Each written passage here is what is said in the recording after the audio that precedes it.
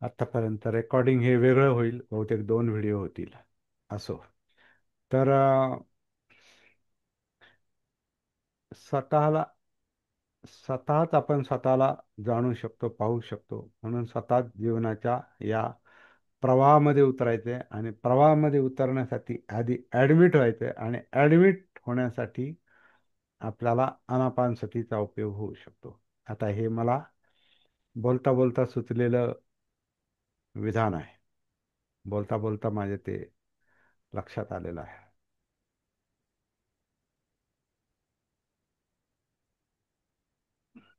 Admit व्हायचं असेल तर आपल्याला श्वासाच्या आधारे होता येऊ शकतो.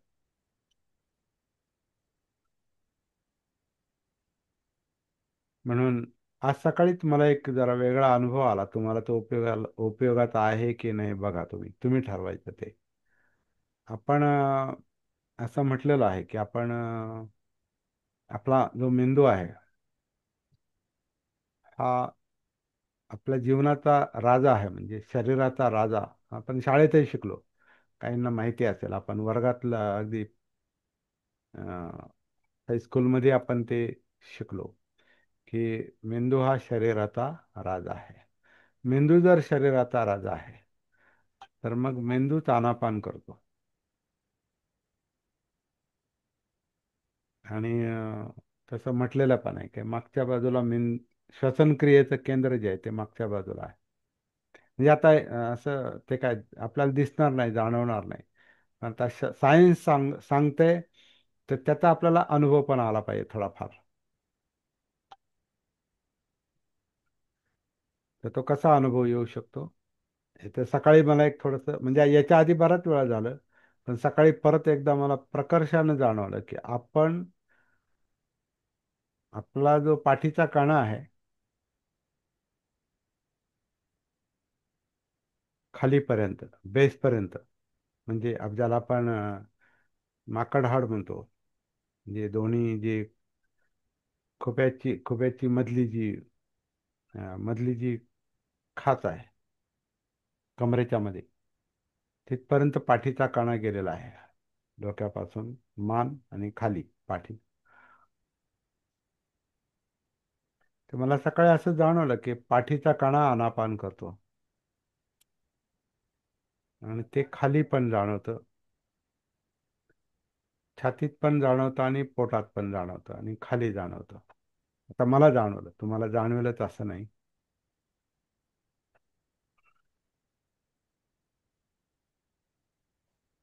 आणि काही करायचं नाही, कारण आनापान आपल्याला करायचं नाही. आनापान हे नॅचरली होतं, नैसर्गिकपणे होतं.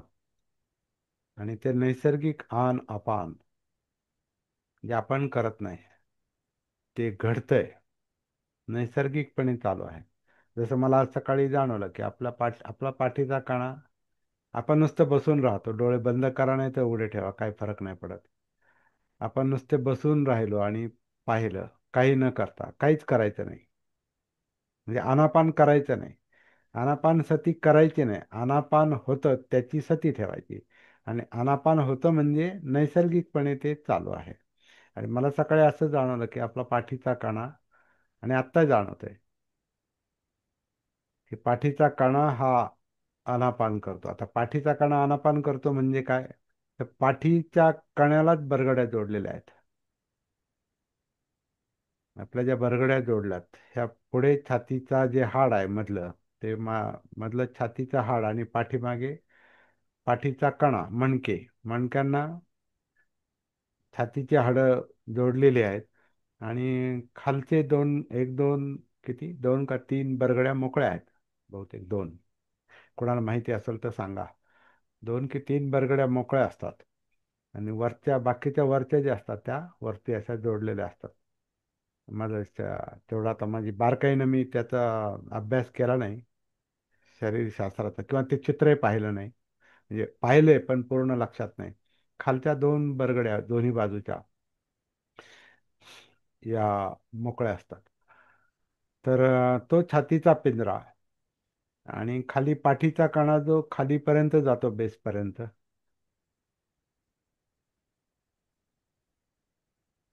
त्याचं आपल्या पोटाच्या आकुंचन प्रसरणावर पण त्याचं नियंत्रण आहे.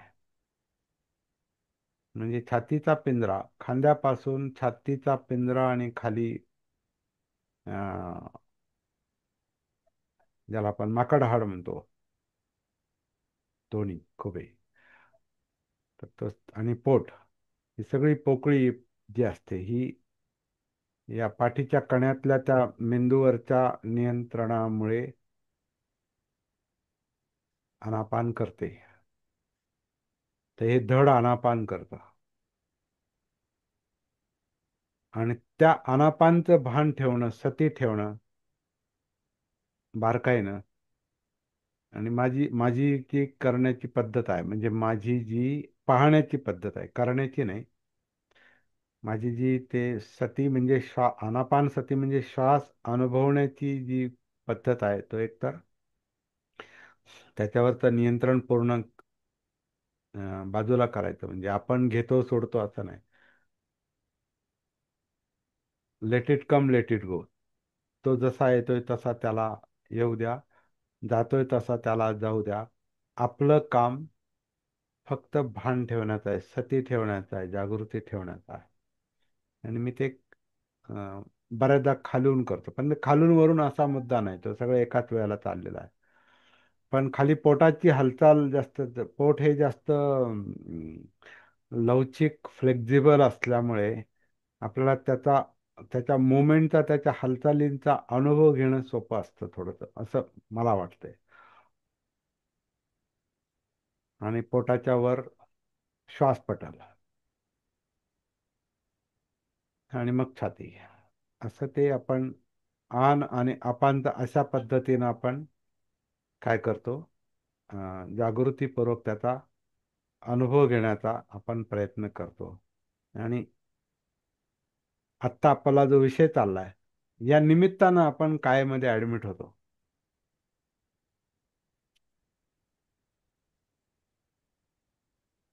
या निमित्तानं आपण जे ऍडमिट होतो, आत उतरतो, मग आपल्याला आपल्या ज्या जाणीव आहे, जो जिवंतपणा आहे कायेतला, तो हळूहळू हळूहळू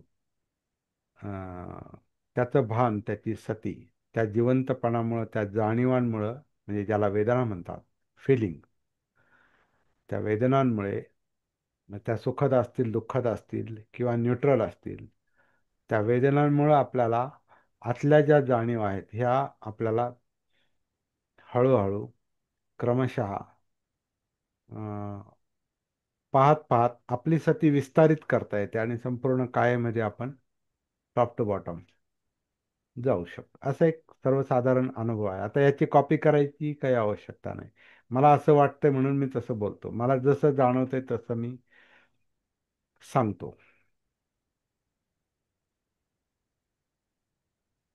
पण याचा इन शॉर्ट एकच, याचा थोडक्यात याचा एकच अं, उद्देश आहे, असावा, तो म्हणजे या जिवंत कायेमध्ये उतरणं. कारण कायेमध्येच सगळं आहे. कायेमध्ये जाणीव आहे. कायेमध्ये धम्म आहेत. कायेमध्ये चित्त आहेत. कायेमध्ये भावना आहेत. कायेमध्ये विचार आहेत. कायेमध्ये सगळं आहे. कायेशी ती इंद्रिये जोडलीत. कायेमध्येच मेंदू आहे. कायेमध्ये सगळं वर्तन आहे. कायेत आणि कायेच्या बाहेर. तर पहिलं काम हे आपल्याला आत उतरण्याचं करावं लागतं, ॲडमिट होण्याचं करावं लागतं. मग आपल्याला पुढचा अं, अभ्यास, पुढचं संशोधन, पुढचं उत्खनन आपल्याला शक्य होतं. पण बरेच दिवस आपल्याला हे करायचं जमत नाही, म्हणजे माझा अनुभव आहे. बरेच दिवस आपल्याला ते जमत नाही. त्याचं कारण काय? त्याचं कारण आपण आता ह्या पुढच्या गाथेमध्ये पाहणार आहोत. पुढची जी गाथा आहे त्याचं, तुम्हाला जी मी हे पाठवलं त्याचा अं, भाषांतर, ती 48वी गाथा आहे धम्मपदातली, आणि पुप्पवग्गातली 5वी गाथा आहे. आणि तुम्हाला मी जो अनुवाद पाठवलेला आहे, भाषांतर पाठवलेलं आहे ते अ,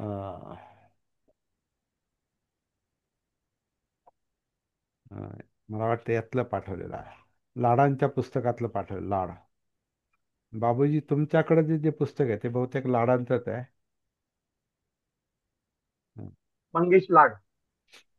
हा, तर त्याच्यामध्ये हे आहे का, ज्याचे ज्याचे मन आसक्तीने व्याकुळ झाले आहे. तुमच्या आज समोर आहे? माझ्यासमोर पुस्तक नाही सर. नाही, ओके ओके हा. ओके, ठीक आहे. तर तुम्हाला मी जे पाठवलेलं आहे ते हेच भाषांतर आहे. एक मिनिट, मी मोबाईलमध्ये पाहतो.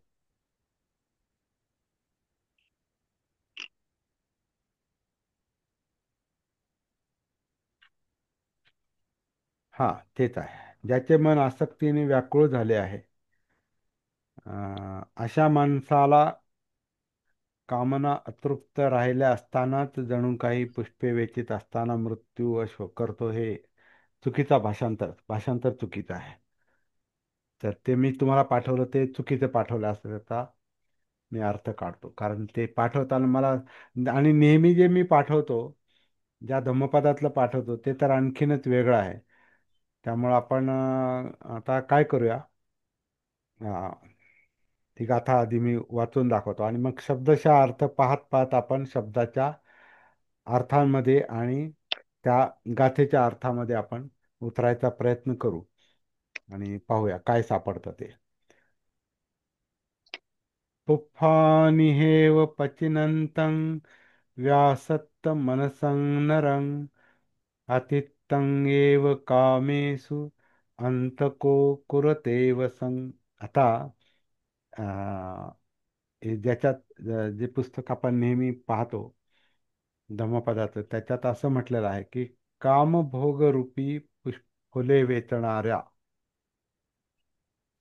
आसक्तीमध्ये बुडून गेलेल्या माणसाला, तो त्या कामनांमध्ये, काम वासनांमध्ये म्हणजे इंद्रियांच्या तृष्णेमध्ये, इंद्रियांच्या इच्छांमध्ये अस असताना अतृप्तच असतो तो, आणि अतृप्त असतानाच त्याला मृत्यू ताब्यात घेतो किंवा यमराज आपल्या ताब्यात घेतो असं म्हटलेलं आहे. यमाचा आता इथं संदर्भ नाही, म्हणजे यांचे अनुवाद गुंतागुंतीचा. आपण आता एक एक शब्द पाहू. पुफ्फानी हे आपण काल पाहिलेलं आहे. काल ही शब्दरचना आहे 47व्या गाथेतली. पुफ्फानी हेव पच्यनंतं व्यासत्त मनसं नरं. तर हे आपण काल जे पाहिलेलं आहे ते तुमच्या लक्षात असेल. पुफ पुफ्फानी म्हणजे पुष्प, पुष्प वेचणारा. तर कोणती पुष्प वेचणारा? आपला विषय जो आहे की आपण आत ॲडमिट का होत नाही, स्वतःमध्ये का उतरू शकत नाही, त्याचं कारण ह्याच्यामध्ये आहे की आपलं चित्त, आपलं मन, आपली इंद्रिय ही आवडीची फुलं वेचण्यामध्ये, म्हणजेच इच्छांची फुलं, इच्छां इच्छा, आकांक्षा, तृष्णा यांना आवडणारी फुलं म्हणजे विषय, ही विषय विषय गोळा करण्यामध्येच, म्हणजे हे फुलं वेचण्यामध्येच माणसाचं आयुष्य जास्त व्यस्त असतं, गर्क असतं, बिझी असतं. म्हणजे आपलं जे चित्त मन असतं हे बाहेर जास्त बिझी असतं विषयांमध्ये, आणि त्या विषयांच्या विचारांमध्ये आत बिझी असतं, म्हणजे मनोधम्मांमध्ये. तर ते फुलं वेच वेचत असताना पुफ्फानी हेव पच्चिनंतं, म्हणजे पुष्पच फुलंच वेचत बसणाऱ्या, म्हणजे फुलात त्यात त्यात आवडीच्या फुलांची निवड करण्यामध्ये आणि ती वेचीत बसण्यामध्येच तो मनुष्य त्याच्या आसक्तीमध्येच बुडून गेलेला असतो, बुडतो. आणि जो त्याच्यामध्ये बुडतो तो अ, अतितंगेव कामेसु. कामेसु म्हणजे इंद्रिय तृष्णा. आता काम वासना म्हणजे इंद्रिय तृष्णा आहे. डोळे, कान, नाक, जीभ, त्वचा, मन, आणि म्हणजे सगळं अस्तित्व हे ज्या इच्छांमध्ये गुंतलेलं असतं त्याच्यात ते नेहमी अतृप्तच असतं. त्याच्यात ते नेहमी हे झालं का ते झालं का ते, जसं आता मगाशी म्हटलो की मला लहानपणी जर ते गोड आवडत असेल आणि ते भेळ आवडत असेल, ते जिलेबी आवडत असेल आणि गोडीशेव आवडत असेल, तर आजही मला जर तीच खाण्याची इच्छा होत असेल, तर माझी तीच तीच फुलं वेचतोय मी, पुन्हा पुन्हा तेच तेच तेच आवडीचं करत राहतो. आणि तुम्ही ज्याने त्याने आपापलं बघायचं, ज्याने त्याने आपापलं बघायचं की आपल्याला काय आवडतं, आत्ता काय आवडतं आणि ते कधीपासून आवडायला लागलं, त्याचं मूळ कुठं आहे. तर ते काही गोष्टी ज्या असतात त्या बालपणाशी कनेक्टेड असतात. कधी कधी ते आता मिळत पण नाही, पण त्या इच्छा असतात, असं पण आहे. तर तीच फुलं वेचतो असं ते म्हटलेलं आहे. तीच इच्छा आकांक्षांची, कामवासनांची फुलं वेचत मनुष्य त्याच्यामध्ये आसक्त असतो. म्हणजे बाहेर आसक्त असतो, विषयांमध्ये आसक्त असतो.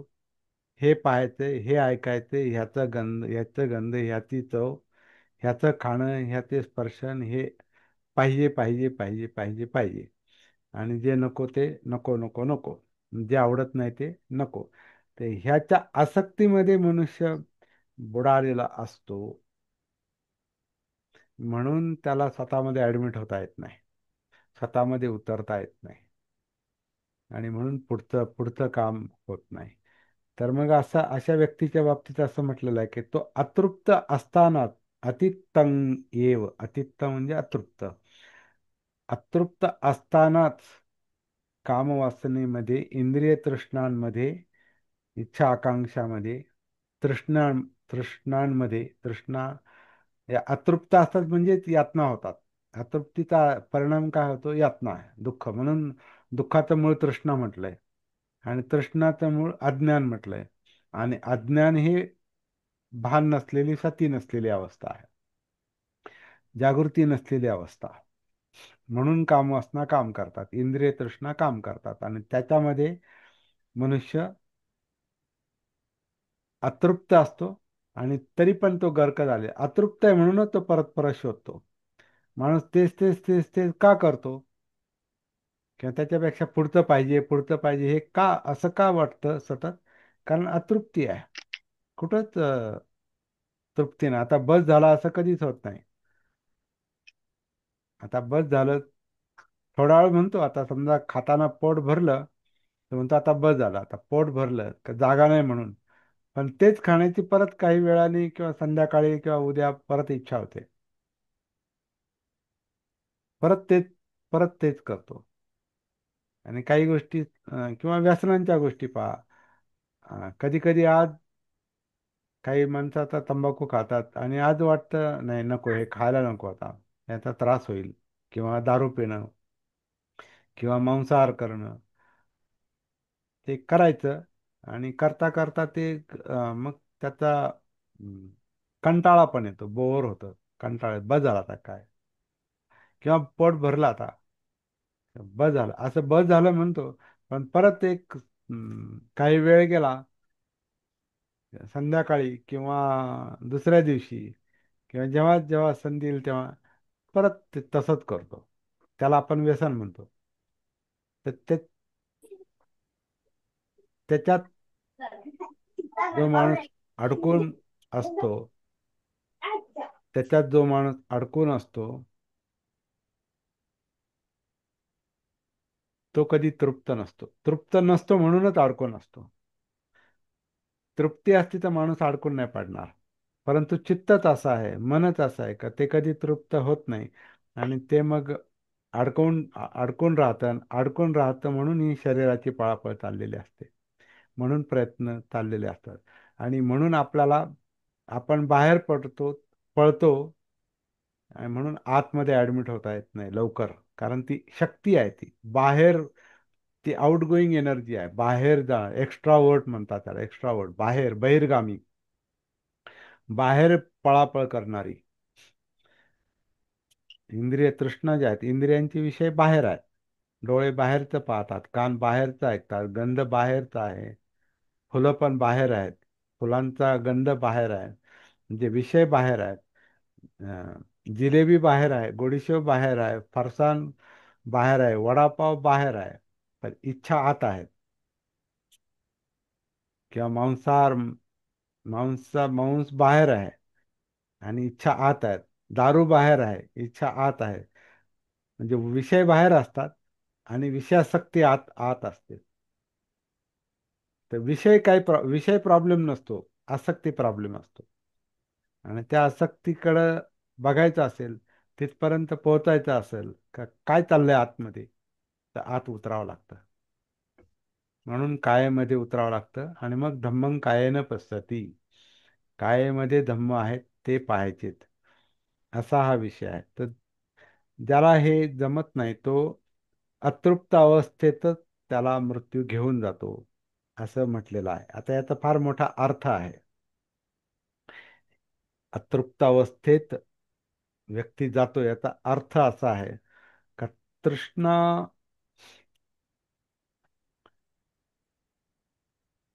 तृष्णा हे जन्माचं कारण आहे. आता आपल्याला हे मानायचं न मानायचं हा वेगळा भाग आहे. तृष्णा, आसक्ती, भव, भवचक्रातलं भव हे बनणं, ही आसक्ती, हेच परत परत बनण्याचं कारण आहे, होण्याचं कारण आहे, भवचं कारण आहे, जन्माचं कारण आहे. आणि जेव्हा असा मनुष्य अतृप्त अवस्थेत मरतो, तेव्हा त्याचा परिणाम काय होत असेल हे काय वेगळं सांगायला नको. खरं म्हणजे ती तृष्णाच परत कारण ती एनर्जी आहे, ती निसर्गातली एनर्जी आहे. तर ती एनर्जी परत तेच, ती अतृप्त आहे. अतृप्त आपण म्हणून ते आता म्हणतात ना त्याला, जो मरणासन्न मनुष्य असतो तो त्याला काय पाहिजे ते खायला द्या. किंवा आता काही लोक अज्ञानातून असे म्हणतात की मेल्यानंतर त्याला हे आवडत होतं, मग त्याचा निवद दाखवा. मग माणसं त्याचा निवद दाखवतात आणि तो काय खाणार नसतो, पण ह्यांना वाटतं की ते त्याला दिलं म्हणजे त्याचा आत्मा शांत होईल. असं काही होत नसतं. जे काही असतं त्या माणसानं जिवंत असतानाच करायचं असतं. तो प्रयत्न त्यानं जिवंत असतानाच करायचा असतो.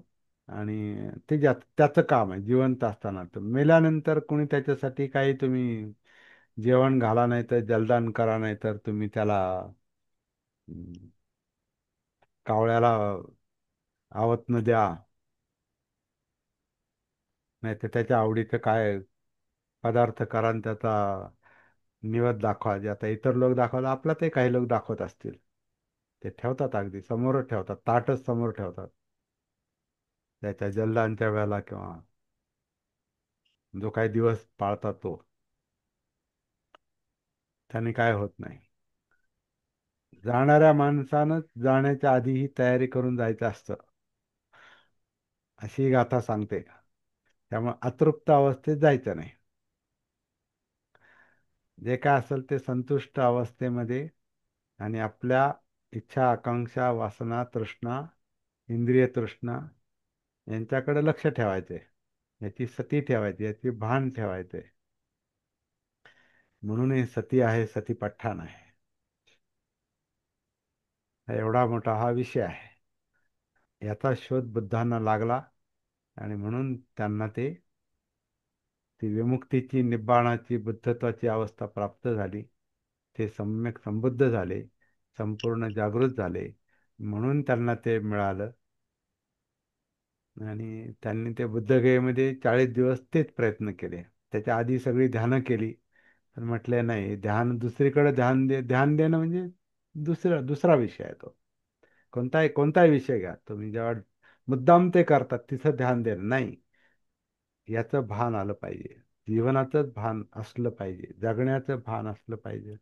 कायेचं भान, वेदनांचं भान, चित्ताचं भान, मनाचं भान, इंद्रियांचं भान, जगण्याचं भान, वर्तनाचं भान, बोलण्याचं भान, वागण्याचं भान, हे सगळं, हे भान आलं की मग ते आपोआपच आपल्याला कळतं आपलं काय चाललंय ते.